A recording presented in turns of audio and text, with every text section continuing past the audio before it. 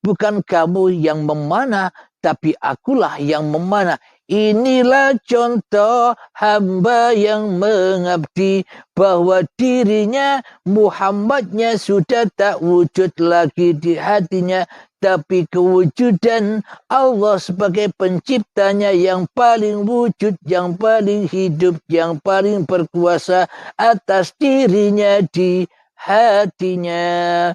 Inilah orang-orang yang diberi nikmat, para nabi, para rasul, dan para aulia Allah.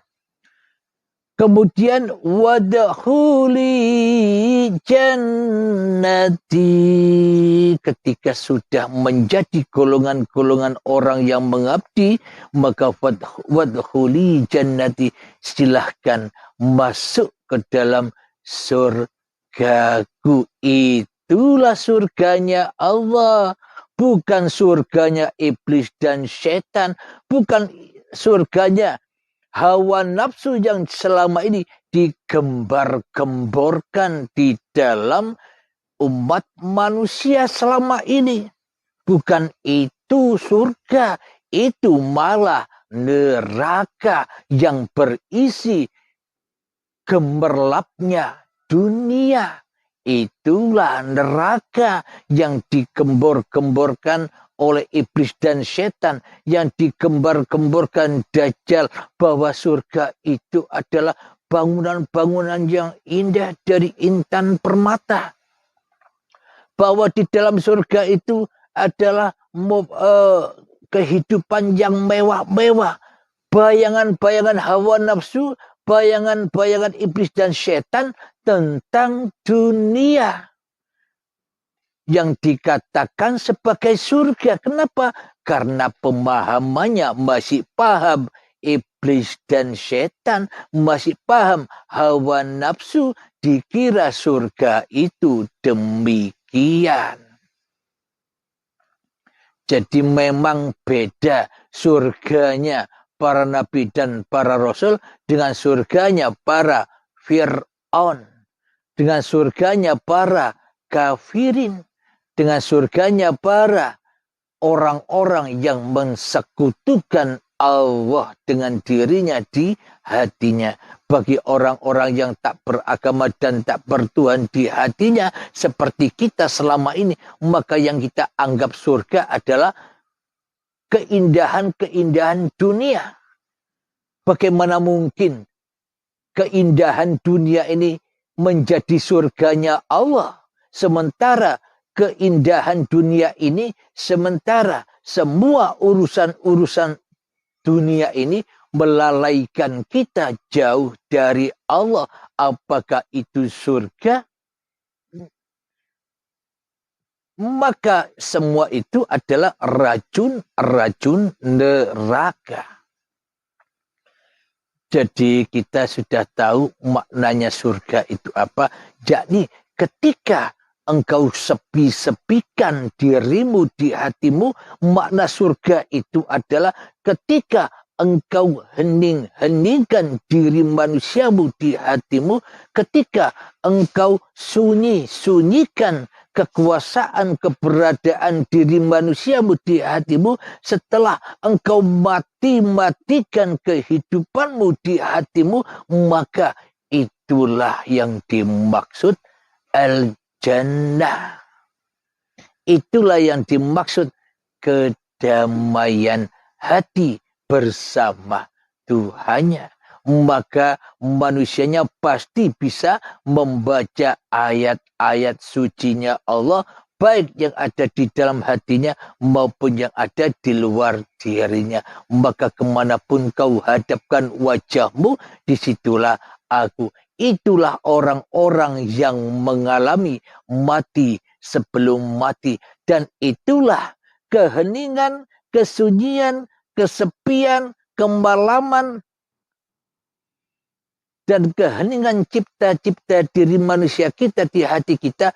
Itulah makna kita harus wajib ketemu dengan hari kiamatnya diri kita, dengan hari akhirnya diri manusia kita. Maka itulah pintu jalan menuju akhirat. Akhirat itu adalah di dalam hati kita sudah dikuasai oleh uripe Allah. Itulah akhirat. Bila di dalam hati kita masih wujud kewujudan diri manusianya di hatinya, maka itu bukan akhirat, itu dunia. Itu hiruk pikuknya dunia. Itulah dunia yang menyesatkan. Itulah kenajisan dunia. Jadi selama ini kita hanya main-main saja di dunia. Hati kita selalu main-main saja di dunia dengan urusan-urusan dunia. Mana mungkin hati bisa sampai ke dalam akhirat. Bagaimana mungkin kita membawa amal-amal kita, ibadah-ibadah kita, membawa sholat-sholat kita ke akhirat. Sementara hati kita belum menemukan akhirat.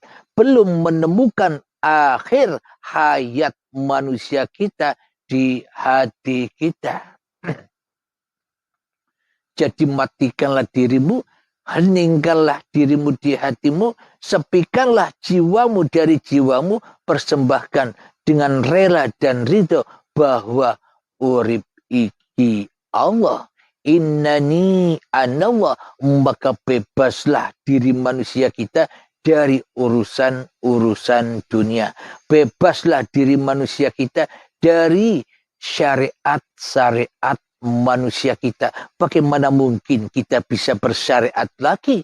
Wong syariat sudah dikembalikan kepada lillahi ta'ala. Karena takkan mungkin wayang bisa gerak sendiri.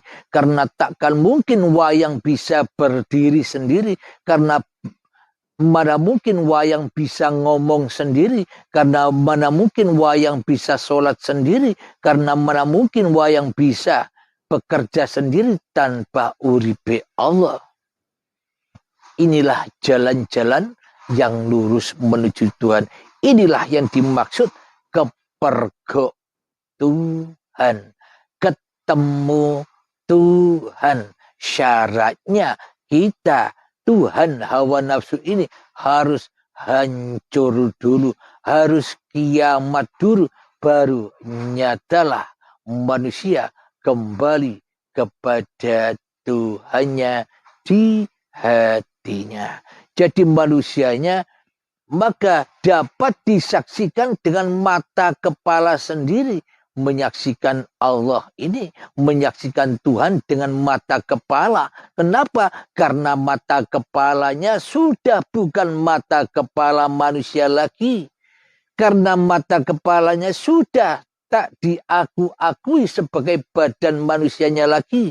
Karena manusianya bukan pencipta. Karena manusianya bukan pembuat badan-badan ini. Melainkan badan-badan ini diciptakan oleh Allah sebagai khalifahnya sendiri. Maknanya contoh kita membeli atau membuat baju untuk kita pakai. Bukan bajunya yang jadi pemiliknya, tapi kitalah yang menjadi pemilik badan ini.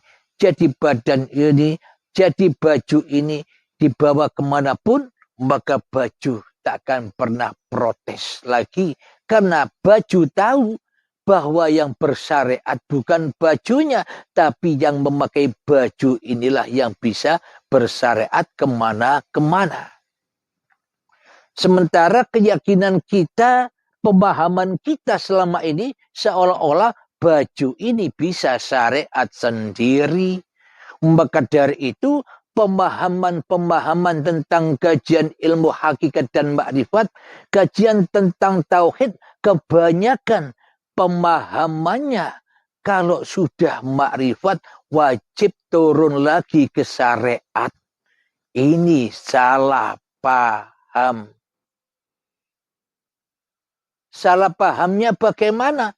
Bagaimana mungkin manusia yang sudah makrifat, bagaimana mungkin manusia yang sudah ketemu Tuhannya, bagaimana mungkin manusia yang sudah rela mati di pangkuan Tuhannya, kok masih hidup lagi, syariat lagi.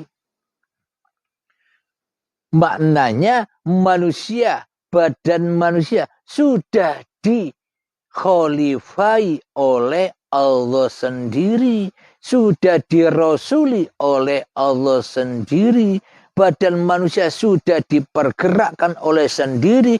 Mana bisa manusianya bersyariat lagi kalau sudah Allah yang menguasai manusianya. Inilah kesalahan-kesalahan paham yang kebanyakan terjadi atas diri kita. Salah memahaminya. Kalau sudah sampai kepada Allah, kalau sudah makrifat kepada Allah, harus turun lagi, harus melakukan syariat lagi. Ya sama saja, berarti kalau manusianya yang masih mampu bersyariat, berarti belum makrifat. Jauh, berarti makrifatnya masih makrifatan, makrifat pengakuannya saja, tapi masih jadi Tuhan di dalam dirinya atas syariat-syariat manusianya, itu ya belum makrifat. Maka dari itu ada unen-unen begini, bila sudah makrifat maka wajib tinggalkan syariat. Maknanya wajib meninggal syariat ini bukan meninggalkan sholat, ibadah, dan sebagainya. Maknanya meninggalkan syariat itu bila sudah makrifat adalah tinggalkan dirimu. Tinggalkan kemanusiaanmu. Tinggalkan kekuasaanmu. Tinggalkan kehendak kuasamu. Jadi maknanya tinggal manusianya harus ditinggal. Manusianya harus dikubur kepada asal usul kejadiannya. Maknanya yang ada hanya Allah di dalam syariat-syariat itu. Jadi para nabi dan para rasul itu membawa syariatnya Allah. Maka benar itu semua. Kenapa? Karena mereka sudah masuk di dalam alam ketuhanan, maka bukan syariatnya Muhammad lagi, maka bukan syariatnya Isa lagi, maka bukan syariatnya Musa lagi, maka bukan syariatnya Ibrahim lagi, tapi syariatnya uripe Allah yang menguripi Musa, uripe Allah yang menghidupi Ibrahim, uripe Allah yang menghidupi Nabi Isa, uripe Allah yang menghidupi Kanjeng Nabi Muhammad, uripe Allah yang menghidupi seluruh manusia. Itulah yang dikatakan syariat Tuhannya. Jadi para nabi dan para rasul itu membawa syariat-syariatnya sendiri. Karena setiap diri manusia beda syariatnya, beda perannya, beda ceritanya. Karena uripe Allah, karena Allah tidak suka menciptakan yang sama, harus beda-beda. Ada laki, ada perempuan, ada taat, ada maksiat, ada baik, ada buruk, ada tinggi, ada rendah, ada hitam, ada putih, ada plus, ada minus, ada sehat, ada sakit, ada langit, ada bumi, ada hidup, ada mati. Semuanya itu satu kesatuan yang indah di dalam kesempurnaan uripe Allah. Itulah kesempurnaannya Allah. Ada kaya, ada miskin, harus beda-beda. Perannya beda-beda, tak ada yang sama. Inilah bukti bahwa Allah qiyamuhu binafsihi, berdiri dengan zatnya sendiri. Masing-masing manusia, masing-masing wayang, perannya ya beda-beda. Jangankan manusianya, sidik jari saja seluruh manusia tidak ada yang sama. Alhamdulillahirabbil alamin, itulah yang dimaksud kepergok Allah, ketemu Allah di dalam tiap-tiap hati manusianya. Bagi manusia yang siap mati syahid di dalam menyaksikan Tuhannya sebagai Tuhan yang telah mengadakan, yang telah mewujudkan, yang telah menghidupkan, yang telah menguasakan dirinya sejak dari tanah sampai menjadi bayi hingga saat ini. Tetap kita di dalam pengawasan, tetap kita di dalam pemeliharaan, tetap kita di dalam kecukupan, tetap kita selalu di dalam kasih sayangnya Tuhan kita seluruh manusia, yakni uripe Allah. Jika kita menyadari bahwa hidup ini Allah, maka kesusahan-kesusahan, maka penyakit-penyakit akan hancur lebur, akan kiamat. Bila kita menyadari bahwa hidup ini bukan hidup manusia kita, hingga tenggelamlah manusianya, hingga malamlah manusianya, hingga heninglah manusianya, hingga sunyilah manusianya, hingga matilah diri manusianya di hatinya, maka ketenangan itu akan bangkit. Siksa-siksa yang pedih akan segera berakhir bila kita menjadah wajadah, bersungguh-sungguh untuk memergoki Tuhan, untuk dipergoki Tuhan. Tentunya ya lewat bimbingan dan bimbingan serta pintu baiat. Namun boleh saja Anda belajar sendiri, tapi waktunya ya seumur hidup Anda, selamanya Anda menjaga-jaga Allah. Dan Anda takkan pernah menemukan suatu ruang kita yang dijaga Allah. Bila manusianya sudah dijaga Allah, maka manusianya tergolong dari para nabi dan para rasul serta para aulia Allah. Innal aulia'a la khaufun alaihim walahum yahzanun. Bahwa sesungguhnya para kekasih Allah itu tak ada rasa takut sedikit pun dan tak akan ada rasa sedih, merana sedikit pun. Kenapa? Karena ia sudah dipelihara, sudah dicukupi, sudah dijaga, dan sudah dihidupi dan diwujudkan Tuhannya di hatinya. Alhamdulillahirabbil alamin. Semoga pemaparan ini bisa memahamkan saya khususnya dan memahamkan kita semua para sahabat jamaah uripe Allah dimanapun Anda berada, baik yang ada di dalam ataupun yang ada di luar negeri. Semoga kita semua sama-sama memahami dan bisa mengaplikasikan di dalam kehidupan ini sebelum ajal menjemput. Jadi berlombalah dengan ajal, jangan sampai kedahuluan ajal, biar kita tidak bertemu dengan azab yang sangat amat pedih ketika dikelompet semua apa-apa yang kita akui selama ini. Amin ya rabbal alamin. Sebelum kita akhiri kajian di pagi yang indah ini, marilah kita gemakan sholawat dhalimin daf'ul bala.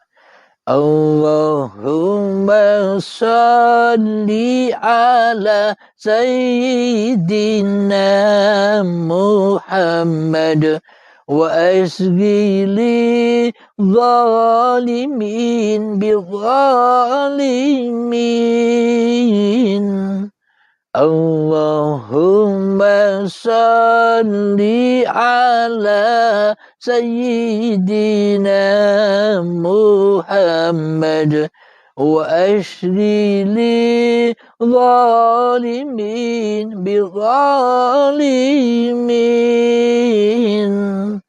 wa ahrijna min bainihim salimin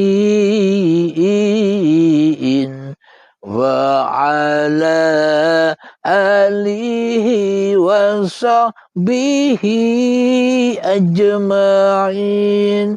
Alhamdulillahirabbil alamin. Allahumma salli ala sayyidina Muhammad wa ala ali sayyidina Muhammad. Allahumma ya qadiyal hajat, Allahumma ya mujibad da'awat, Allahumma ya rafi'ad darajat, Allahumma ya muhillal muskilat, Allahumma ya syafiyal amrad, اللهم يا كافي المهمات، اللهم يا دافع البليات، اللهم اختم لنا بالإيمان، اللهم اختم لنا بالإسلام بجاه سيد المرسلين. ربنا آتنا في الدنيا حسنة وفي الآخرة حسنة وقنا عذاب النار. وصلى الله على سيدنا محمد وعلى آله وصحبه وسلم والحمد لله رب العالمين. Akhir kalam, assalamualaikum warahmatullahi wabarakatuh.